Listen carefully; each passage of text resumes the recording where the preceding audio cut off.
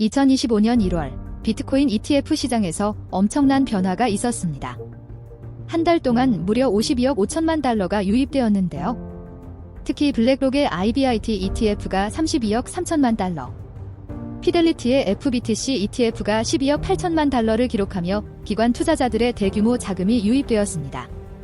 불과 한 달 전보다 15% 이상 증가한 수치로 ETF를 통한 기관들의 시장 참여 속도가 점점 빨라지고 있다는 걸 보여주고 있습니다.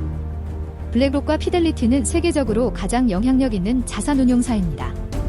기존 금융시장을 주도하던 이들이 암호화폐 ETF 시장에 본격적으로 뛰어들면서 전통 금융과 암호화폐 시장이 연결되는 흐름이 더욱 가속화되고 있습니다. 그렇다면 왜 이들이 비트코인 ETF에 뛰어들었을까요? 비트코인 ETF가 승인되면서 기관 투자자들이 암호화폐 시장에 본격적으로 접근할 수 있는 길이 열렸기 때문입니다. 과거에는 비트코인을 직접 구매하려면 거래소에서 매수한 뒤 개인 지갑에 보관해야 했습니다. 하지만 기관들은 자산을 직접 보관하는 리스크와 규제 문제 때문에 쉽게 투자할 수 없었죠.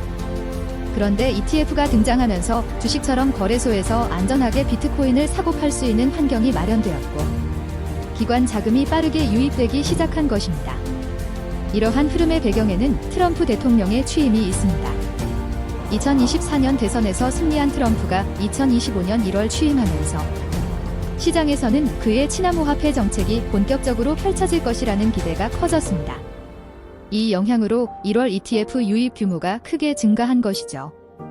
하지만 한편으로는 트럼프가 취임 이후 아직까지 암호화폐 관련 구체적인 정책을 발표하지 않으면서 불확실성도 남아 있습니다. 기대감으로 인해 기관 자금이 빠르게 유입되고 있지만, 만약 트럼프 행정부가 예상보다 신중한 입장을 보이거나 규제 강화 기조를 유지한다면 시장의 흐름이 바뀔 수도 있습니다. 그럼에도 불구하고 비트코인 ETF는 단순한 투자 상품이 아니라 암호화폐 시장의 중요한 구조적 변화를 이끌고 있습니다. 개인 투자자 중심이었던 시장이 기관 투자자 중심으로 이동하면서 암호화폐가 점점 더 전통 금융 시스템과 연결되고 있는 것이죠. 비트코인 ETF가 이렇게 큰 영향을 미치고 있다면 먼저 ETF가 무엇인지부터 알아봐야겠죠. ETF는 상장지수 펀드라고도 하는데요. 쉽게 말해 여러 자산을 하나로 묶어 거래소에서 주식처럼 사고 팔 수 있도록 만든 투자 상품입니다. 일반적인 펀드는 일정 기간 유지해야 하지만 ETF는 주식처럼 자유롭게 거래할 수 있다는 점이 가장 큰 특징입니다. 그렇다면 비트코인 ETF는 무엇일까요?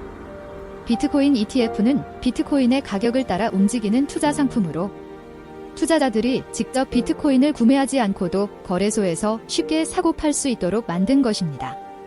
기존에는 암호화폐 거래소에서 직접 구매하고 개인 지갑에 보관해야 했지만, 이제는 주식처럼 편리하게 투자할 수 있게 되었습니다. 이러한 변화는 기관 투자자들에게 특히 중요합니다. 개인 투자자는 거래소에서 직접 비트코인을 사고 보관할 수 있지만, 기관들은 법적, 기술적 문제로 인해 직접 투자하기 어려운 경우가 많았습니다. 하지만 ETF가 등장하면서 기관들도 기존 금융 시스템 내에서 안전하게 비트코인에 투자할 수 있는 길이 열렸습니다.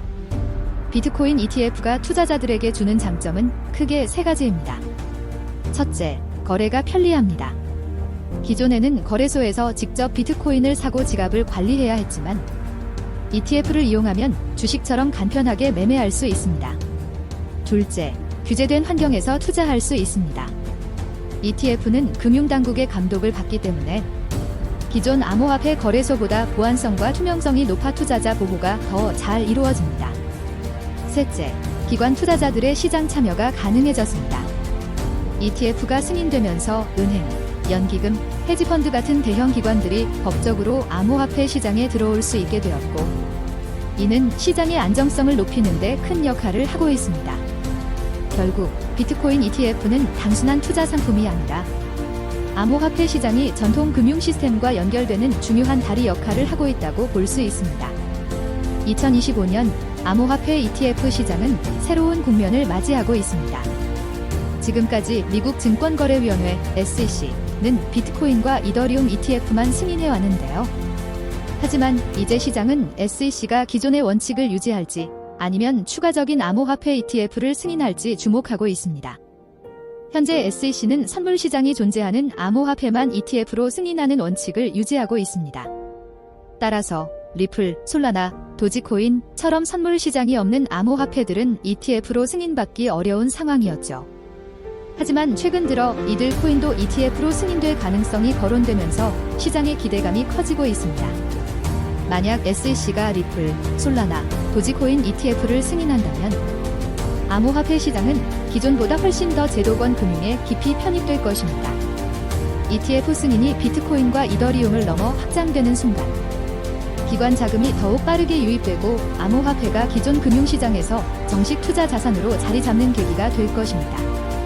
하지만 반대로 SEC가 기존 원칙을 고수한다면 비트코인과 이더리움 ETF에만 기관 자금이 집중되며 다른 암호화폐들의 시장 성장 속도는 제한될 가능성이 큽니다.